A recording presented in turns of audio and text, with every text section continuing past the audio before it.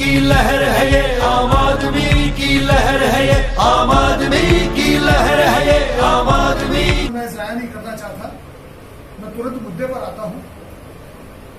पिछले 10-12 सालों से आम आदमी पार्टी मुंबई और हम सब कार्यकर्ता इस इंतजार में थे कि आम आदमी पार्टी तुरंत किसी चुनाव में जाए, चुनाव शिद्दत से लड़े। वो क्षण आ चुका है। दिल्ली के आदरणीय मुख्यमंत्री अरविंद जी और मुंबई प्रभारी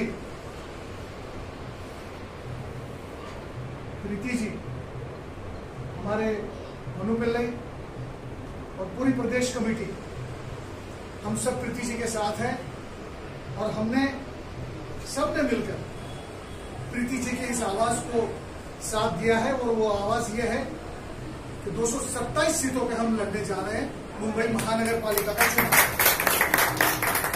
तो सीधा चुनाव की रणनीति पर आता हूं। आने वाले 6 महीने में 5 कदम हमने उठाने हैं। उसमें से पहला कदम जो है, जिसके बारे में हम आज बात करेंगे, सिर्फ पहले कदम के बारे में, कि इस पहले कदम में हमने क्या करना है। इस पहले कदम का नाम है डोर टू डोर कैंपेन। घर घर जाके हमने सिर्फ बात करनी है। यहां पर टोटल वार्ड में वोटर्स की संख्या है 51,835। अब किसी भी कार्यकर्ता को लगेगा कि 51,835 लोगों को हम मुट्ठी भर लोग कैसे मिल सकते हैं, कैसे अपनी बात पहुंचा सकते हैं। इसका बहुत आसान और सरल तरीका यह है, जो अभी हम सब ने सोचकर जो इकट्ठा की है जानकारी, वो मैं आपके सामने पेश करता हूं। सबसे पहले तो आपने ये तय करना है कि आपका बूथ कौन सा है। आपके घर में जो बुजुर्ग होंगे, या आपने भी मतदान किया होगा, तो आपको पता होगा कि किसी एक स्कूल में आप जा रहे हैं, या किसी खुले मैदान में जाके आप वोट कर रहे हैं, या किसी शासकीय कार्यालय में जाके किया होगा। वो बूथ नंबर अगर आपको पता है तो आपको पता चल जाएगा कि आप कौन से बूथ में हैं। यहां पर साथ हम ये आपको बता रहे हैं। अगर आपको ये पता है कि आपका बूथ कौन सा है, तो आपको ये भी पता चल जाएगा कि आपकी बूथ की जो वोटर्स लिस्ट है, जिसको यादी कहते हैं मराठी में, उस यादी में तकरीबन 1000 से 1200 ही नाम होते हैं। तकरीबन 40 बूथ होते हैं। तकरीबन 2-4-5 आगे पीछे हो सकते हैं। 1000 से 1200 वोटर की लिस्ट होगी, आपके हाथ में होनी चाहिए जब आप सबके घर जाओगे। आपके पास दूसरी चीज होगी नीला और हरा। लाल, नीला और हरा एक ही पेन में होते हैं। वो एक अलग किस्म की पेन आती है जो मिलती है। आपके पास टोपी होनी चाहिए। टोपी पहने बगैर आप ना जाएं, ये गुजारिश है। टोपी सर पे जरूर रखें। और आपके पास एक फॉर्म होना चाहिए, मेंबरशिप फॉर्म। ये 4 चीजें अगर आपके पास है, तो आपको आपके बूथ पर जितने लोग हैं उन्हीं के घर जाना है। अगर आपका बूथ फर्ज कर लो कि 30 नंबर का बूथ है, तो आप 30 नंबर के 1200 लोगों से ही मिलेंगे। आपका अगर 36 नंबर का है, आपका 52 नंबर का है, तो आप उतने ही लोगों से मिलेंगे, ताकि हम सबको 51,000 लोगों तक पहुंचने की जरूरत नहीं है। हम अपने अपने 1200 लोगों से मिलेंगे। 40 कार्यकर्ता होने चाहिए हमारे पास। मेरे ख्याल से यहाँ पर 20, 22, 25 तो बिक रहे हैं, और हमको इतने जोड़ने होंगे, तब हम ये जाके पूरी ताकत के साथ पूछना है कि संदीप आपके घर में कितने लोग हैं, कितने वोटर हैं। तो मैं बताऊंगा मेरे घर में 4 लोग हैं, ठीक है। फिर आपने पूछना है आपके घर में किसी की यानी कोई गुजर गया है, किसी की मौत हो चुकी है, वो हाँ कहेंगे, तो उस नाम के आगे सिर्फ आपके पास जो यादी है उस पर कट कर देना है। उसमें ज्यादा बहस में नहीं पड़े, या तो ज्यादा ये उनकी मदद करने की कोशिश ना करें आप कि अच्छा गुजर गए तो हम और एक फॉर्म लेकर आएंगे कि वो गुजर गए, उनका नाम काट देंगे। वो अपना काम नहीं है, वो एनजीओ का काम है, वो बीएमसी का काम है।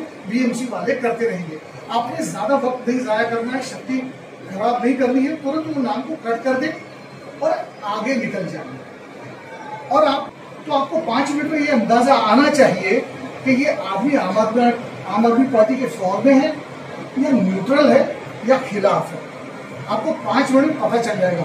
आपकी टोपी देख के वो जिस तरह आपसे बात करेगा ना, पहले कदम में, ये जो डोर टू डोर वाला पहला कदम है, उसका मैं अनुभव बता रहा हूँ कि इतना ही होगा। अगर आप मेरे घर पे आए और आपको लगा कि अरे संदीप तो न्यूट्रल है, इसको कोई आम आदमी पार्टी से लेना देना नहीं है, ना ही खिलाफ है, ना ही हमारे पक्ष में है, तो आपने मेरे नाम के आगे नीले रंग से टिक करना। अगर मन्नू के घर गए आप, मन्नू से बात करने के बाद आपको ये पता चला कि नहीं, ये तो आम आदमी पार्टी के पक्ष में है, तो इसके नाम के आगे आपने हरे रंग से टिक करना है।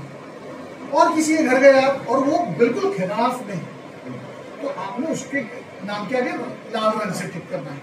बस इतना ही हमें जानना है कि आपके पास टोपी है तो उसको टोपी दीजिए, क्योंकि हमें कुछ थोपना नहीं है, सिर्फ जानकारी हासिल करनी है। और जब जाओगे आप बिल्डिंग में या किसी के घर में या छोटी सी सोसाइटी होगी, तो आप बोलिए हम ये देखने आए हैं कि हमें पता करना है कि यहाँ पे जो वोटर है और हमारे पास जो लिस्ट है ये दोनों में मेल खाता है या नहीं।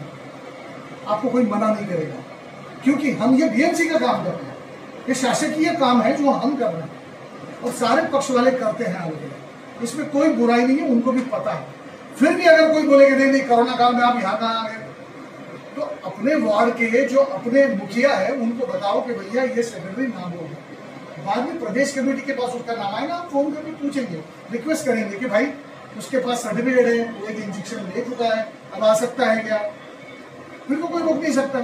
तो और किसी को ऐसा कुछ है कि हम क्या कोई और सवाल है? इन्होंने एक डोर टू डोर एक्टिविटी बताई, इसके अलावा बीएमसी चुनाव के बारे में कोई और सवाल है तो एक साथ में सभी चीजों को एड्रेस करना है। किसी को कोई सवाल है?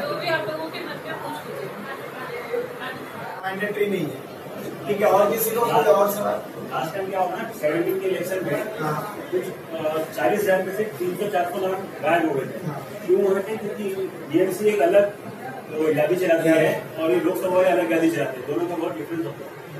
नहीं, कभी नहीं होता।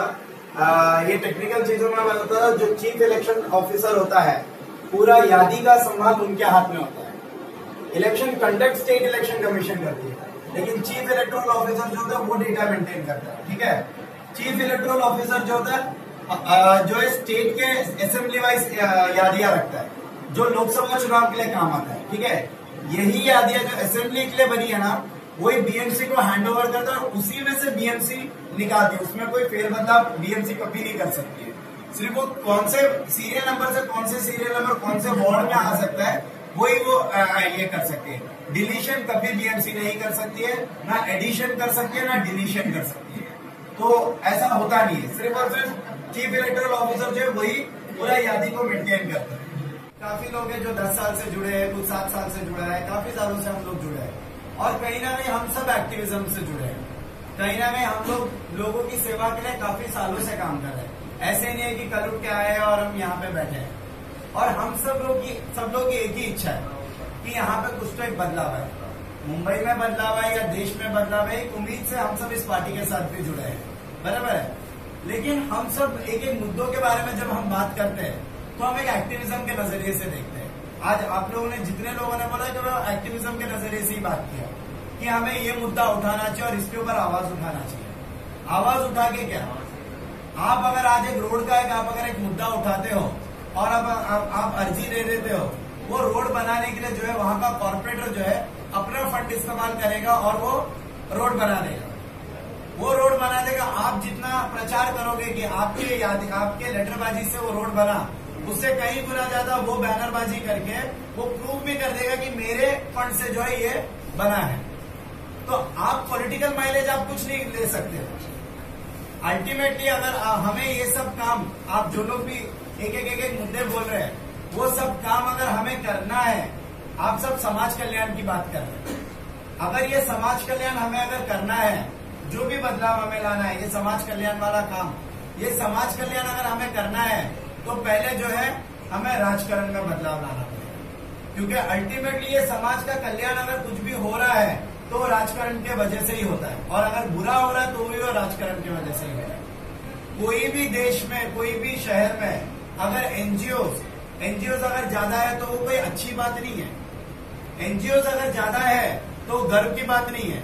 वहां की सरकार सही से काम नहीं कर रही है, इस वजह से एनजीओज को काम करना पड़ रहा है। वहां की सरकार सही से काम नहीं कर रही है, इसलिए एक्टिविस्ट लोगों को आवाज उठाना पड़ रहा है। अगर सरकार सही से किसी देश की अगर काम सही से करती है तो कोई एक्टिविज्म की जरूरत नहीं है। 227 वार्ड पे इलेक्शन लड़ना है, आम आदमी पार्टी की तरफ से हमने डिक्लेयर किया है। तो अब उसके लिए हम लोग सभी असेंबलीज में मीटिंग्स ले रहे हैं। काफी सारी आज अपना यहाँ नॉर्थ मुंबई में हमारी 2 करके असेंबलीज जो हो रही थी वो आज ये ओवर हो रहा है। यहाँ पे काकुली और माना थाने की लास्ट है, 8 4 पर सब जैसे बोरीवली सब हो चुका है। तो बहुत ही अच्छा रिस्पॉन्स रहा। सब लोग आगे ये हम लोग कार्यकर्ताओं से मिल रहे हैं और आगे हम कैसे बढ़ने वाले हैं। लहर है ये आम आदमी की लहर है ये आम आदमी की लहर है ये आम आदमी की लहर है आम आदमी की लहर है ये आम आदमी की लहर है ये आम आदमी की लहर है ये आम आदमी की लहर है ये।